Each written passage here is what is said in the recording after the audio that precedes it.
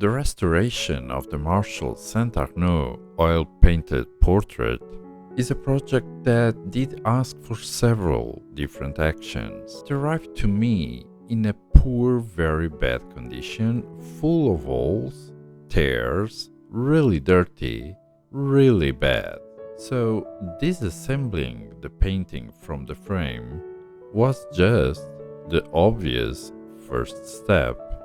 But then came the removing of the old patches, cleaning and making the new ones, the lining, the retouching, the varnishes, and finally now the restoration of the frame. So on this video, the order of works on the frame will be a serious initial cleaning, making molds for the missing parts, the gessos, and adapting them to the missing areas in the frame, the application of the bole, the golden painting, the application of the shellac varnish, the assembling of the painting to the frame, and finally, the contrast between the painting that did arrive to me before and the same painting but after the restoration. Although as a golden color, it is not golden leaf, it is gold painted. So in my restoration, I will use the same technique. Several areas are damaged and some of the applications in the front did fall. In the back, we can see that some insects did found their home here, but fortunately, they are not active anymore.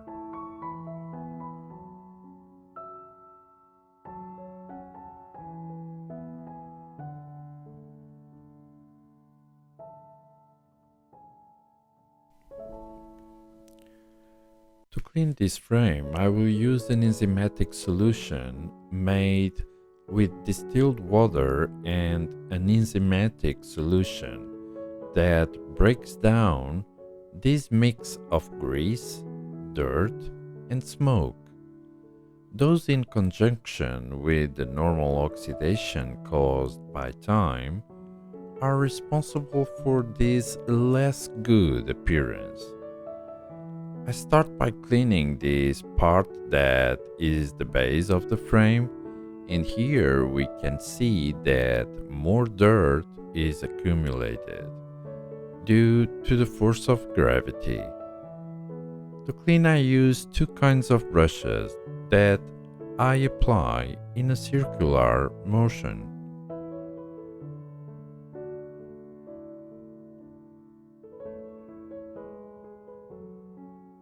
It is important to give some time to the enzymes to work and be effective on the cleaning. But by the way the cloth is getting dirty, I see that the enzymes are doing their job.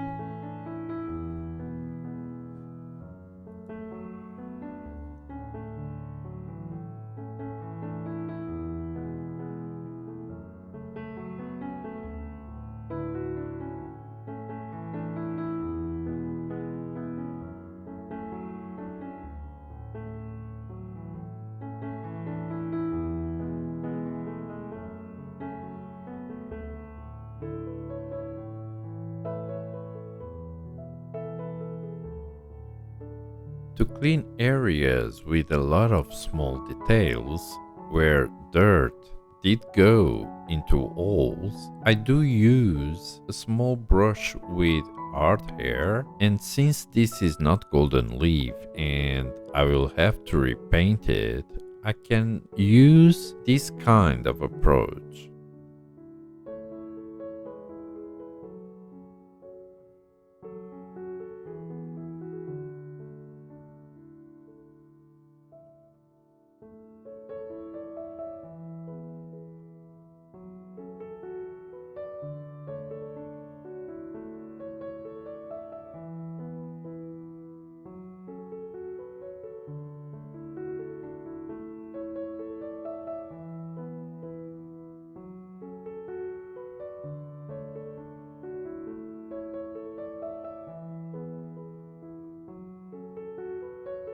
To make the molds that I'm going to use to make the missing parts, I'm going to use this time a material similar to alginato that I press against the areas with the details that I want to replicate.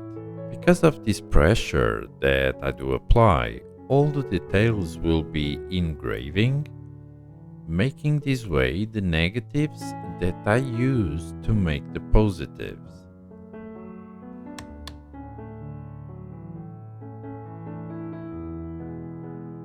I make the mold like a small container for the gesso.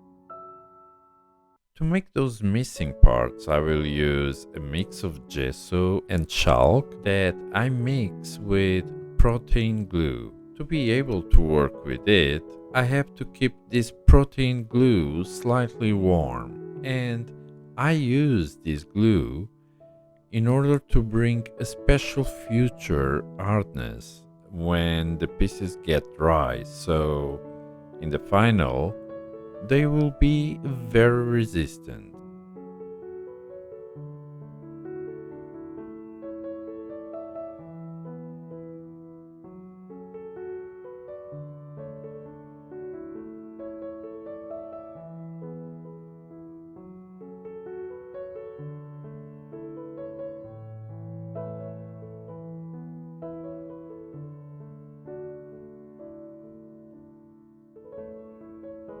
When I achieve the right consistency, I can fill in the mold, and it will take about 2 days to dry well.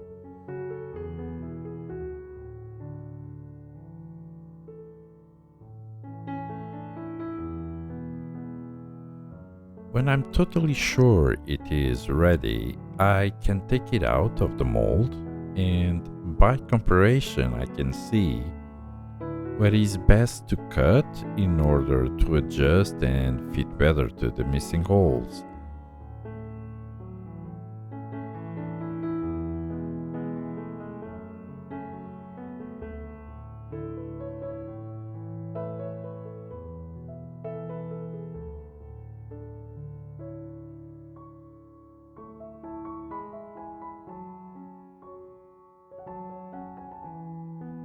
And now comes a patient work, because with the help of sandpaper, I have to achieve the right measure and the right height so it gets uniform, but this is a situation that can take some time to achieve.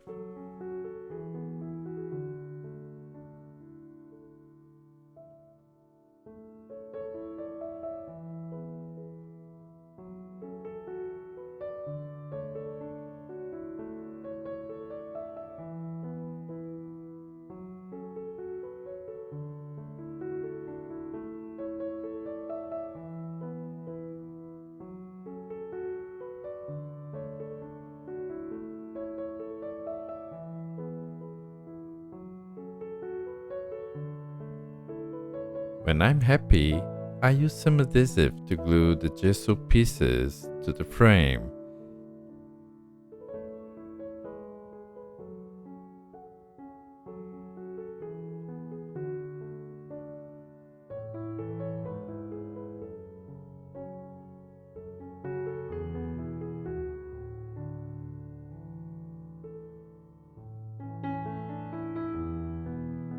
This is a process that I do have to perform in every place where there is a missing.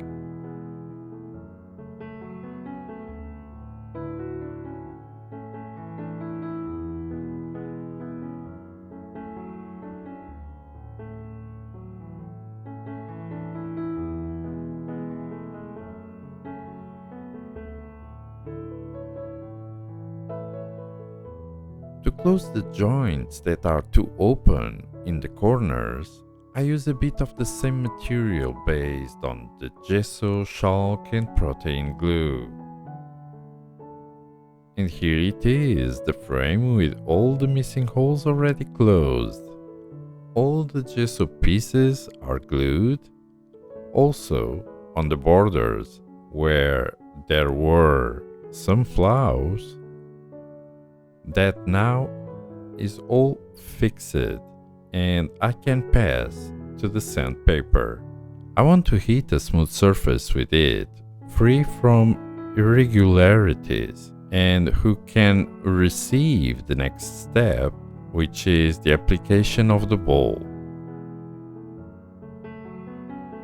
With a wet cloth, I make sure that I clean all the dust so it does not interfere with the application of the bole. And the application of the bole, which is this sort of paint made with a red clay directly collected in the nature, makes the most correct substrate to receive the gold paint that I'm going to apply next.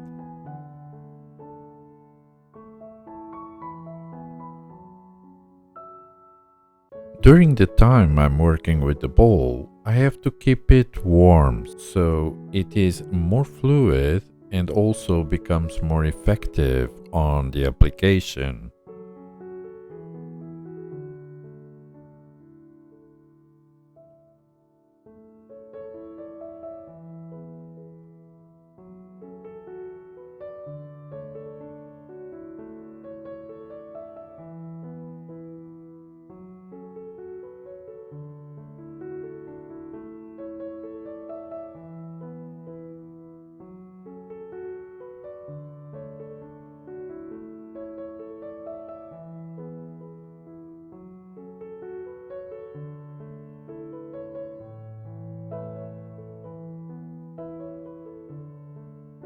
As I said in the beginning, this frame is gold painted, and with gold painting normally happens a bad reaction to oxidation, making the gold color fade and not that much attractive. But normally this only happens after some several years. In contrast, when we do have a frame gold gilded with real gold leaf, that gold will always be beautiful and shiny because it doesn't get oxidized. But in this situation, the frame is painted and I want to keep it the most original possible. For that, I will use some mica powder that I do mix with a medium and I apply on the frame. And once the paint is dry, this frame will look gorgeous again.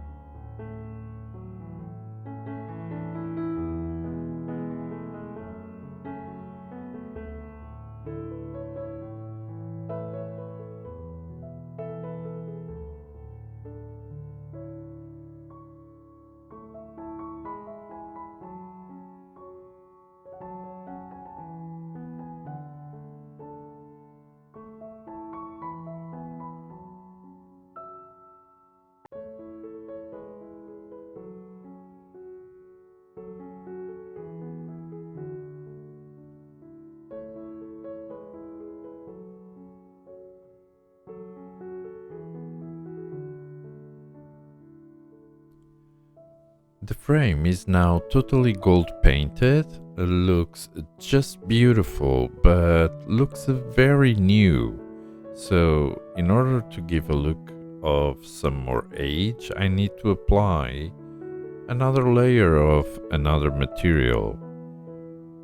I do fix this material myself. I do have 3 different pigments that I do mix together with some glue. And it becomes almost like a varnish, but in fact acts almost as a filter, so it will give an older appearance that will fit much better the painting.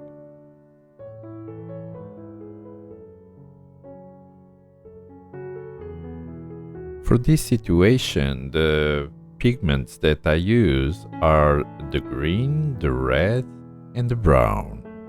So I mix different quantities of each one, and when I do achieve the tone that I do want or prefer for a specific work, then it's ready.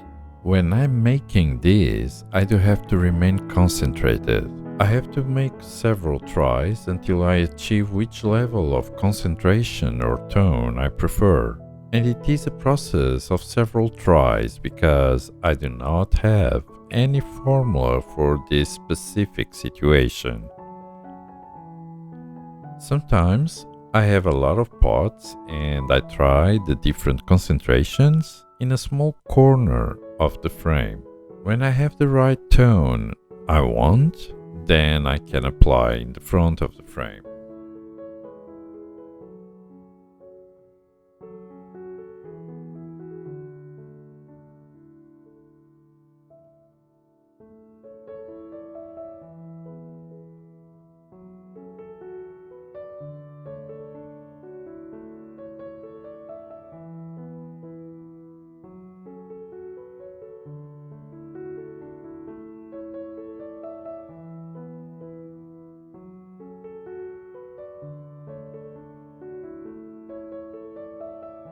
The technique of application of this aging filter, it's not complicated. I just have to be careful and be sure that I do spread it very well. The intention is that only a small transparent aging filter remains.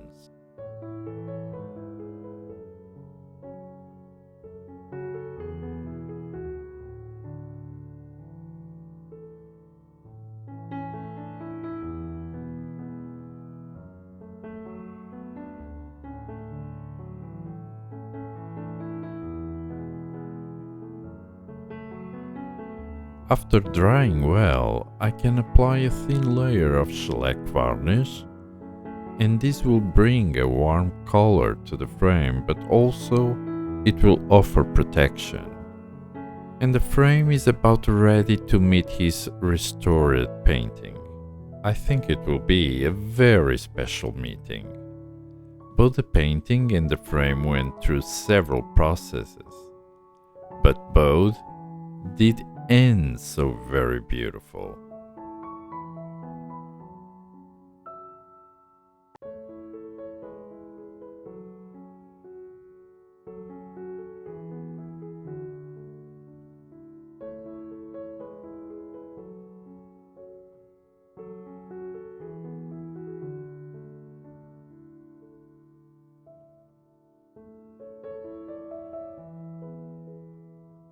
The shellac dried, and I can check now the back of the frame and be sure that everything is perfect and okay, especially in the places where the painting is going to be in contact with the frame.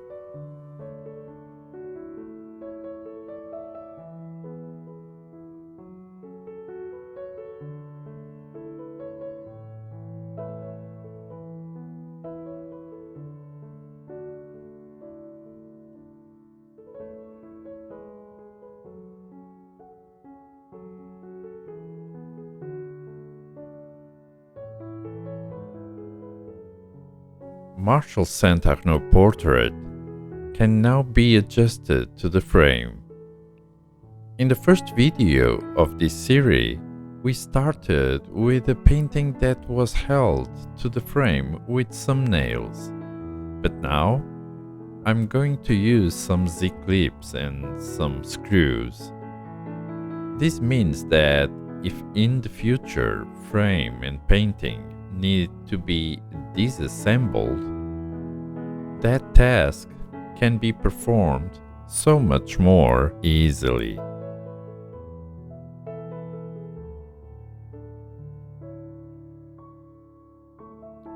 And finally, together again.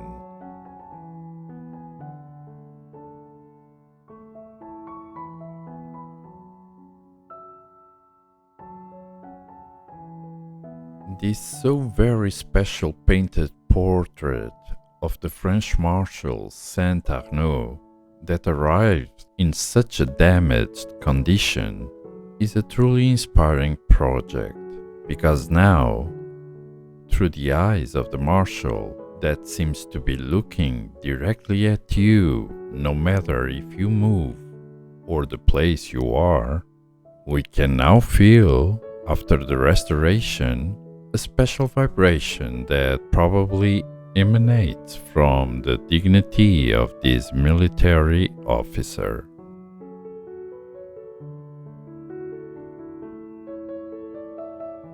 This painting now brings the honor back to the Marshal of France.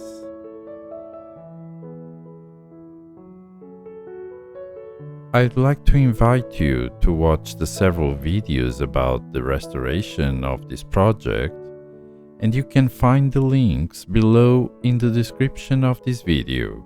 Let me suggest you this video here or this one here. Thank you very much for watching, and we meet on the next video.